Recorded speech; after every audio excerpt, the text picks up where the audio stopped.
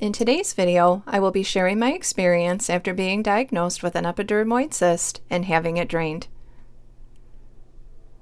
But first, what exactly is an epidermoid cyst? What do they look like? Can anyone get them? Are they cancerous? And how are they treated? An epidermoid cyst is a skin growth that forms when the skin cells from the thin protective layer of the outer skin, called the epidermis, move underneath the skin or get covered up, rather than properly shedding to make way for the new skin cells. From there, these cells continue to multiply until eventually forming a wall around themselves, referred to as a cyst, and usually occur due to some form of trauma to the skin, such as a cut or a scrape, or damage to the hair follicle. These cysts then secrete keratin, which is a thick yellow substance that often resembles cottage cheese and is often soft enough where it can easily be crumbled or broken apart. Cysts are often confused with a sebaceous cyst, which is similar but originates from the sebaceous gland that contains oil rather than the outer layer of the skin, like with the epidermoid cysts that contain keratin. They are benign, meaning non-cancerous, although in rare cases they can develop into squamous cell carcinoma, which is a type of skin cancer,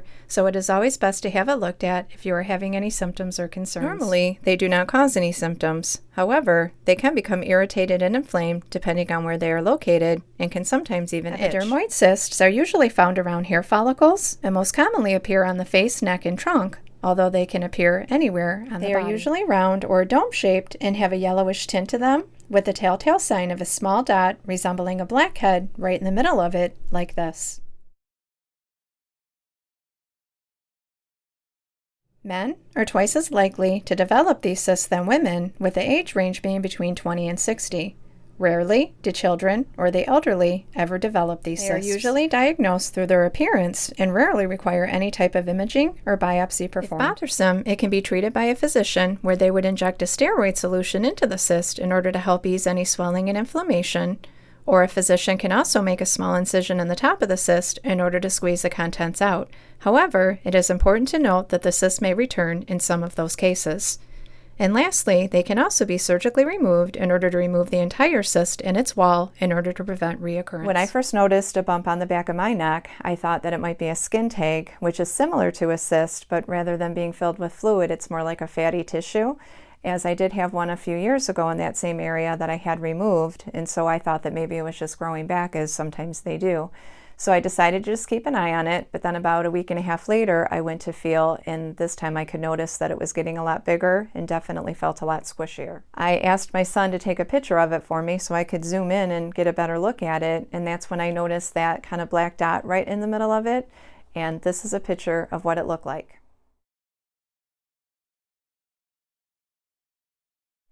He asked me if I maybe got stung by a bee, because he said it almost looked like the stinger of a bee in there. And I said, no, I think I'd probably know if I got stung by a bee.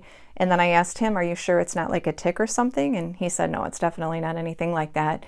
And so I went and looked it up, and that is when I saw a picture of what an epidermoid cyst looks like and realized that that's probably exactly what it was.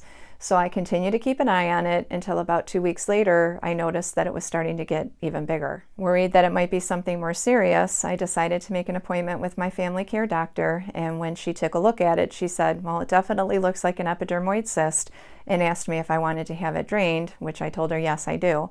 And so she went and got this numbing spray that's supposed to numb the area, which I have to be honest, didn't do a thing. And then she took something and kind of poked the center of it and then started to squeeze. And when she did, she said, oh yeah, it's definitely an epidermoid cyst because you have a bunch of this cottage cheese kind of material coming out of it. She then sprayed the area again, and this time squeezed even harder to the point where her arms were literally shaking. She was squeezing so hard. And although it was definitely uncomfortable, I didn't care. I just wanted her to get all of that gunk out of there. And then when she was done, she cleaned it up and said she felt fairly confident that she got everything out, including the cork. The cork is that little black dot that kind of is what holds all that substance in there. So she said, I feel like I got everything out of there and that from this point it shouldn't come back.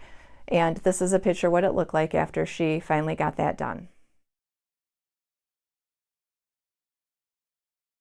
She then said that I could go home and put some bacitracin on it just to keep it from getting infected, and said to try not to touch it, and that if it started to bother me at all, since she was pushing on it so hard, that I could also put a warm compress on it. And so it has now been about 2.5 weeks, and this is what it looks like. Although it definitely looks and feels a lot better, it still isn't completely gone. It could be that it's just going to take even longer for it to completely go away. But when I zoom in on the picture, it looks like there's still something in the middle there. My son seems to think it's a scab, but I feel like it's been 2.5 weeks, so that scab should have healed by now. And so I'm just going to keep my fingers crossed that it doesn't actually come back, but if it does, then I think I'll definitely opt to have it surgically removed, just because I wear my hair in a ponytail a lot, so I don't want anybody seeing that on the back of my neck. And plus, when I go to comb or brush my hair, sometimes it'll hit that spot and it can be a little bit uncomfortable. And so I hope that you found the video informative, whether you think you have an epidermoid cyst or have just been diagnosed with one. But if you have any questions, please feel free to leave them and I'll be happy to answer anything that I can. Other than that, I just want to thank you so much for joining me today.